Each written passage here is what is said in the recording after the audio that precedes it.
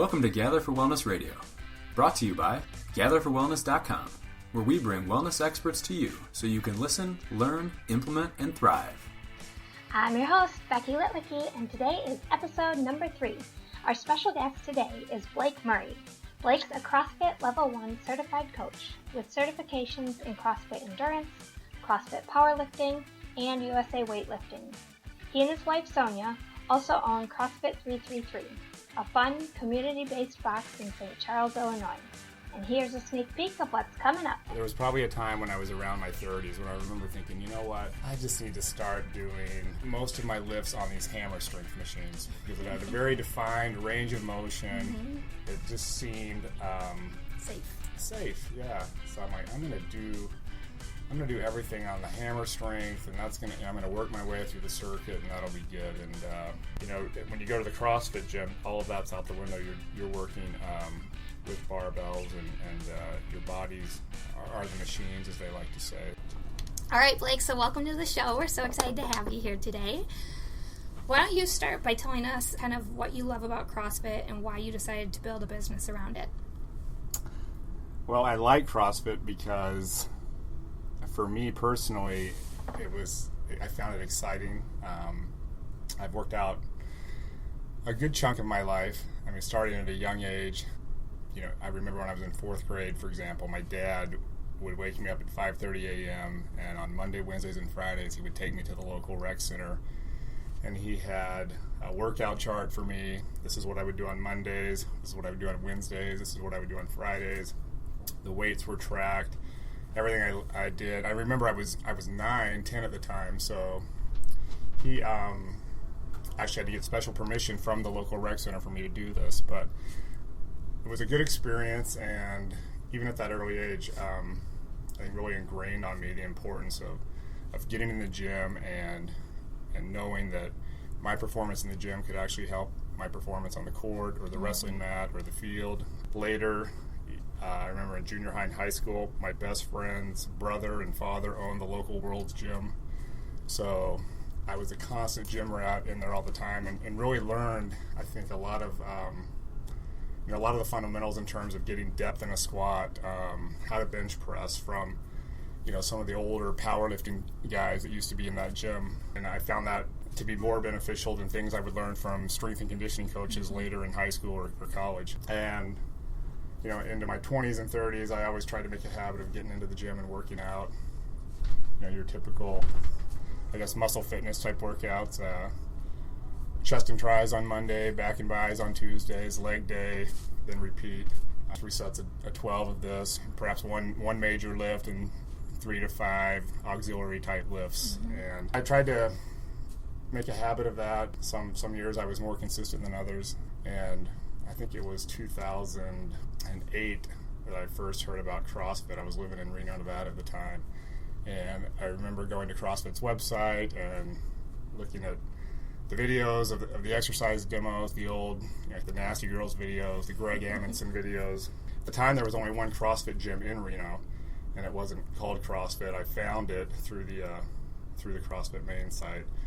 Went there. They weren't open in the middle of the day when I showed up. I looked through the windows. It didn't look like any gym I would recognize, and I remember being a little bit turned off by the high price of what it cost to go there. And I thought, well, I'm just going to try to do these workouts at the your own gym. At the Globo gym that I was attending at the time. So I did that for a number of years. I tried to teach myself overhead squats or kipping pull-ups. I would, try to do a workout like Helen where I'm doing pull-ups, and they did have some kettlebells. I would do kettlebells either with or kettlebell swings with a kettlebell or a dumbbell, and then jump on the treadmill and run a quarter mile, and then jump off, go do my kettlebell swings and pull-ups, and get back, and someone else was already on the treadmill, so that would end the workout. It was a few years after that I was talking to a friend who surprised me by saying he had joined a local CrossFit in Sparks, Nevada at the time, and I thought, you're doing this? I remember I tried doing this on my own, and I'd like to maybe try going to a regular gym with him. And so I signed up for a month. I was going to try it for a month, and at a real CrossFit, and I did it, and the month ended, and you know what, I'm going to do it for another month, and because I'm learning so much, I really liked it. For me, it just made getting to the gym and working out a lot more exciting. And I think that was kind of the early appeal too when I first looked at it and tried it on my own. Like, hey, this is a way to get in and out in an hour, get a lot of stuff done. Back in the day, we used to do supersets, maybe 3 movements in quick succession for a couple of rounds, and I felt like, oh, this is just like supersets, but more exciting, right? So instead of just, supersets with a barbell, it's something with a barbell, maybe some running, and then some gymnastic type movement. So anyway, I ended up joining the CrossFit, got really into it, realized that, you know what, if this is going to work long-term for me, I've got to have my wife doing this with me. And I got her to go to the gym, and she got into it, and it really became just kind of a daily conversation for us. We didn't attend usually the same classes, but we would do the same workouts at the CrossFit. And I felt like at the time it really consumed a lot of our conversation, this little mini competition between ourselves or pushing each other. What did you do? What did you do? What was your time? How did you do on this? What did you think? And we just really enjoyed it. So it went from a pure workout thing to a relationship builder for you guys, huh? Yeah, I think we enjoyed that shared experience. I can relate, yeah. So when you went from doing like your regular workouts that you were doing at the gym by yourself to when you added in the CrossFit piece on your own and then took another step and actually joined the CrossFit gym, how did you see your performance change or improve by bringing in those principles of CrossFit?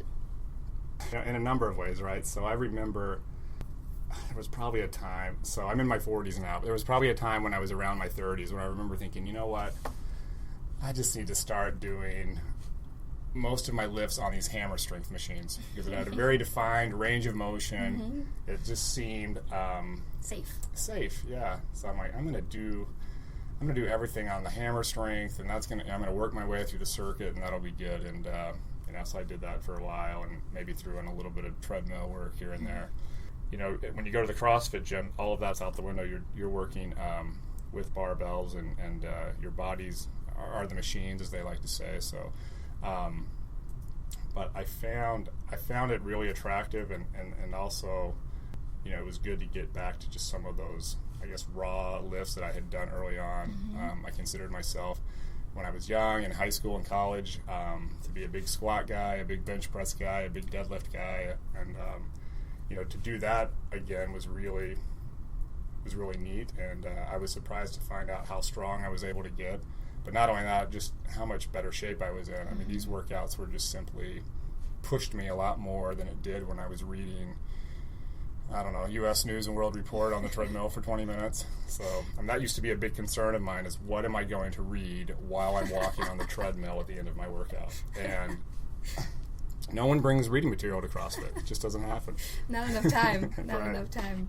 All right, so we're going to get into some busting CrossFit myths, because I know before I started doing CrossFit, I was a college athlete. I played basketball, and I remember our strength and conditioning coach always emphasized like the exact form and how it was so important. And then I'd see these clips of CrossFit athletes out there doing these pull-ups, which I didn't understand at the time, and I couldn't understand why they were swinging and kicking their feet all over the place and whatnot. So I will admit, before I started CrossFit myself, I was a little bit judgmental about what was actually going on, but thankfully I tried it anyways, and you guys have proved all those things wrong, so we're going to hopefully kind of debunk some of those myths for other people today too. You ready? Sure. All right, so one of them is CrossFit is dangerous and you'll injure yourself. That's a pretty big myth I think people have. Yeah, and there's a lot of different directions you can go in answering this topic or discussing this topic. And, as far as I can tell, there's no comprehensive studies, or the data just isn't out there to say that, well, CrossFit is more dangerous than X because of this, this, and this. I think what you have is, in my case, my own personal experiences, my experience with other people in the gym. There's anecdotal evidence and everything to go either way you want. If you look at CrossFit as a combination of, just to simplify it, weightlifting, gymnastic movements, and metabolic conditioning, so running or biking or rowing, you could break it down even further and say, well, do people who do gymnastics get injured? Do people who do weightlifting get injured? Do people who run in marathons or triathlons, do they get injured? And I think the answer is yes. To what extent? And I assume for the most part it's usually a small percentage. And to say that you would do CrossFit and never have an injury, or that no one gets injured, would be ridiculous to say, because there's no nevers or evers in anything. In my own personal experience, I've been doing CrossFit pretty extensively now for about 4 years, and I have never, let me put it this way, I've never experienced an injury that required some immediate fix, like surgery, like something like a ruptured Achilles, or some type of strain that would require surgery or something. So I think there's something to be said about CrossFit, and it kind of actually helps you to bring awareness to your body if you choose to be conscious of the movements that you're doing and the pain or the feel good exercises that you're doing. And I think it can actually help you be even more prepared for life, because we don't live in a safe range of motion zone, right? Yeah, I agree. I think there is an element of self-discovery that naturally occurs the more and more you are engaged in something like CrossFit. It's funny, I always tell people when they come into the gym and fill out our waiver, we ask for a history of any health conditions or any issues they have. So if they've had a bad knee or a shoulder injury, something that nags them from time to time, and I'll write that down on the paper, and I'll ask them more about it, and I'll say, you know what, if this is an unaddressed issue, something that nags you from time to time, there will probably be something in CrossFit that we do eventually that will bring this to the surface, right? So at that point, you can either be aware enough to know, hey, look, this is a movement, or this is a pattern that I need to avoid because of this issue, which is easy enough. I mean, and that could be something as simple as maybe staying a little bit elevated on a squat, or not doing vertical pulling in the form of a pull-up, for example, if you have a shoulder injury. What's funny is I'll have members that have actually said, hey, I've had this nagging shoulder injury for 10 years, and I've known about it, and I've discussed it with my doctor, but it really doesn't impact my quality of life, so I haven't really done anything about it. It's just there. But now, you know what, now that I'm doing CrossFit, I actually want to get this fixed. And they've actually went in and had surgery. I'm thinking of one individual in particular, to address this issue that's been an issue 10 years prior to doing CrossFit. But it was impacting his CrossFit game. In this case, he wanted to be able to do pull-ups without all the pain, and he made a decision to actually go in and have surgery. Had surgery, regretted it. The rehab process was pretty difficult. He was in a lot of pain. It's been about a year now since, and he's actually glad he did it. So he's come back full circle and said, hey, now I'm actually doing pull-ups. This is what I've always wanted. And, that's a decision that each person has to make on an individual level. I don't know, if it were me in a similar circumstance, I may just say, hey, you know what? I don't need to be doing this movement, right? And I don't care if I ever do it again. I'm fine with that. I'll find an alternative or a substitution for that, So yeah, and that's everyone really cool. needs to make their own decision. Yeah, you guys are so good at that too. And I think another myth is that CrossFit coaches don't care about form. And I think that's a huge one. Like, I really respect you guys here, because all of the coaches at 333 really do encourage you to decrease the weight and work on the form until you get things right, and then move forward. But can you talk about that in general? Yeah, I think it's true, and that's been my experience, not only here but in other CrossFits that I've visited. I think to some degree, CrossFit, and I'm speaking in general terms here, CrossFit has a bit of a complex, right, because of this myth of injury, almost to the extent where sometimes they become so obsessed with movement that it almost becomes paralyzing. So you will hear things like, well, you should never perform the Olympic lifts until you have perfect form. Well, perfect form will come through, practicing the Olympic lifts. And as long as, you keep the weight and you maintain certain basic fundamental principles, and I can give an example of that. So an overhead squat, right, which would be prerequisite that I would want someone to perform before they ever start doing snatches, for example. Well, on the overhead squat, You're pressing the weight up overhead, arms locked out. As long as they're maintaining certain basic principles like keeping feet flat on the floor, back straight, knees tracking out over toes. Maybe they're not getting a full range of motion because of some mobility limiting factor in the ankles, hips, shoulders. But that doesn't necessarily mean I tell them never to do overhead squats or don't do that. I may just say, look, do overhead squats, limit the range of motion to the point where as soon as those basic principles in terms of form break down, you come up out of the bottom. So go down, maybe it's a partial squat, but if that's how far you can go while maintaining neutral spine, knees tracking over toes, feet flat on the floor, then come back up. And you can apply that to movements across the board. Let them perform the movement to the degree they're able to do it safely, and then in many cases, the act of actually performing the movement will improve the movement, certainly the range of motion over time. It's always interesting to me to see how well someone's back squat improves in terms of form, just over the term of 6 to 12 weeks. If they're doing back squats on day one and it doesn't look that great, I don't get too discouraged, right? As long as they're doing it safely and they're maintaining those foundational elements that I want to see.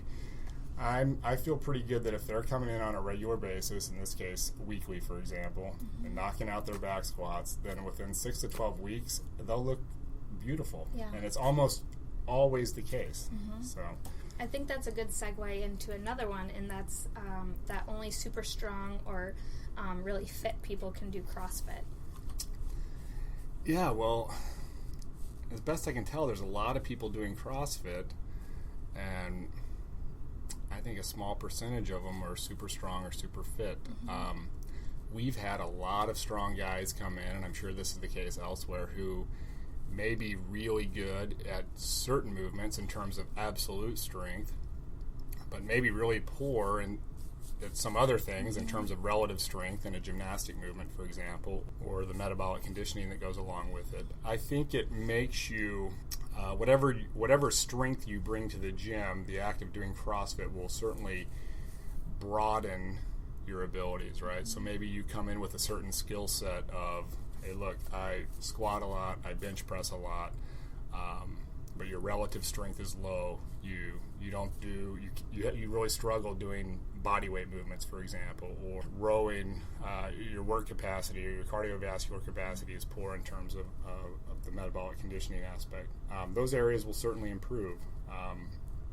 And we have all types of people doing CrossFit. Not everyone's a super athlete. In fact, the vast majority are just regular people humming along, trying to get fit, who enjoy the broad range, the variety that exists in a CrossFit gym. There's always something to work on, some goal to chase. Very few people are good at everything, and even those find areas to improve. And I think that's one of the real attractive aspects of it. So, whether that is getting your first pull-up or, a 200-pound squat, 6-minute mile, any number of goals that you can set for yourself. And it really provides, I think, a lot of the motivation to come back and keep working. Yeah, I agree, totally. How about every CrossFitter is obsessive? Is that true? Well, anytime you say every, it's probably a dangerous not, question, right? No, I think some are, and eventually they become less obsessive because it's very hard to maintain obsession. But most people are they get into a routine like everyone else, and it just becomes kind of their regular workout, right? Yeah. So I don't think there's, at least in this gym, not too much what I would call aggressive obsession. Yeah. It's everyone's pretty mellow. I know I am. So. Agree. Okay. How about, this was the myth that I first came into CrossFit with, and that's CrossFitters can't do real pull-ups. So can we talk about the difference between a real pull-up and what CrossFitters do, and maybe how there's some differences in the movements? Yeah, well, the misconception, I guess, probably exists because what gets viewed a lot are kipping pull-ups, right? Or, quote, non-real pull-ups. And that's probably simply done because a lot of times these WODs are structured for time and a high number of reps, and a kipping pull-up allows you to do more pull-ups in a faster period of time. So that's what gets seen. But, we program a lot of strict pull-ups, weighted pull-ups, and that's always an option for people as well. There are WODs where I will do strict pull-ups as opposed to kipping pull-ups on my own. That's a decision I'll make just because that's what I want to work that day. Yeah. Can everyone who does a kipping pull-up do a strict pull-up? I would say most people can, but there are probably a few people who can do a kipping pull-up and who struggle to do a strict pull-up. You could make a statement, and a lot of people have, that you should be able to do 1 strict pull-up or 5 strict pull-ups before you should ever do a kipping pull-up. And I don't know that there's any hard, fast rule on that. Certainly, you should build that shoulder strength for a kipping pull-up before you do a kipping pull-up. So you should work on, scap retractions, maintaining a good braced hollow position from the bar, work on that, that arch to hollow range of motion before you just go out and try a kipping pull-up. But there's plenty of, 10, 11, 12-year-old girls around this country doing gymnastics, putting in 15 hours a week, who are swinging around the uneven bars like a mad woman, right? Yeah. Doing things that we would never dream of doing, who would probably struggle to do 1 or 2 pull-ups, and I know this on a first-hand level, but yet they're able to use those same, kipping type movements to propel their bodies over and around bars, and they seem to be fine with it. So for me, I guess to answer your question, most people that do kipping pull-ups can do strict pull-ups. Most of them can do a lot of strict pull-ups. I think we have guys in here who could probably do 40 kipping pull-ups unbroken and 20 strict pull-ups unbroken. That would be easy. Yeah. And I would say that puts them in maybe not an elite category, but certainly an above average category. For sure. So everything seems to kind of go back, at least when you're in a CrossFit gym that you can trust, it goes back to building those foundational movements that then you can then build and add upon, right? Yeah. Like you said, for the overhead squat and things like that. Okay. How about let's talk about the last one. That's CrossFit makes you bulky. It makes guys bulky. It makes girls sexy. Sexy, strong is the new sexy. I suppose to a large extent, working out, whether training the gymnastics type work or even the running or weightlifting or moving external objects, how you ultimately look or transform your body, in many cases, I think, is determined by your own genetic potential or your own DNA. Certain people have the ability to put on muscle more than others. I think you're probably talking specifically, this is a fear of women, right? I think in general that tends to be, yeah. Yeah, and there have been people that have stood across the counter from me, certain ladies who have asked me, I don't want to come in here and look like a man or look bulky, and they may be saying this while they're overweight at 30% body fat, and yet that is their biggest fear, that as opposed to maybe reducing their body fat in half or getting a little stronger, or getting in better shape, they're going to end up looking too bulky or too muscly. And I understand that's a real fear. I just think that it should be lower on the list of priorities. If that happens, I would consider it rare. A, I would consider it rare. B, you should consider yourself lucky to actually be one of those few women who do have the genetic potential to actually look like that, or actually put on muscle.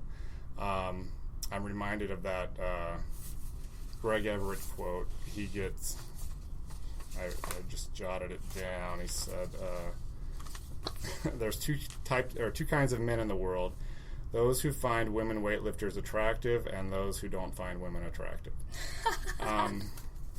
So just my point is, I think it's an overblown fear, at least from my opinion, on the point of in women, in the sense that a lot of these CrossFit athletes in general, while they may look muscly at a very high level, it doesn't mean guys don't find them attractive. And again, they are the exception rather than the rule. These ladies are training all day long, Well, nearly every day, they're year at round. the peak of their season. Yes, exactly. And I think it's very hard for the average woman to put in the time, the discipline in terms of eating, to ever look like that. Yeah. So what you're most likely to get if you're, a woman coming into a CrossFit gym is, you're going to improve your stamina, you're going to get in better shape, you're going to get a little stronger, and you're going to make a whole lot of friends. One of my favorite parts of CrossFit. I have yet to see anyone walk out of here saying, you know what, my worst fear has come true, my traps are too big, and I'm out of here. It may happen, but I just haven't seen it. And in my opinion, if we have probably done a poor job of bulking up women. We may need to improve on that. We might need to see if we can get somebody to walk out looking like the Hulk. All right, let's see. Let's end on these 2 questions. So, what is your most powerful health habit? I think for me, just getting into the gym on a regular basis, and that's I used to say that even way back when I would talk to people who knew I liked to work out and go to the gym, and I would just say, go in there, that what do I do? I'm like, go in there and do something. Now I would say go in and do something like CrossFit. Because you don't have to know what to do, right? They tell you everything. Yeah, that's right. And I think for me that's been a big part, just the willingness to actually find time, make the time to get into the gym. And for me, I like to train 4 to 5 times a week, depending on how I feel. And if I don't get in 4 times a week, I feel like I've let myself down, and that rarely ever happens. So I like that you said that you make time, because I think so many people think that it's a matter of finding time, but really it's like if it's a priority, you will make the time. Yeah, and I have little patience. I shouldn't say that, but I have little patience for people who tell me I just don't have the time, because we make time for what we make a priority. I totally agree. All right, if you had 5 minutes to create better wellness, what would you do? I would take a nap. Good. We don't do it enough. Yeah, I agree. Okay. Well, thank you so much for being here today, Blake. It's been awesome busting these myths with you, and we really appreciate everything you do. Thanks, Becky. It's actually been more fun than I imagined. Maybe we'll have you back one day. That would be nice. I'll be more experienced. Thank you so much for joining us for today's episode of Gather for Wellness Radio. We'd greatly appreciate if you'd leave a review over on iTunes, Stitcher, or the blog. And don't forget to share this episode with your friends and family and on social media. We hope you'll join us for the next episode, but until then, keep being awesome.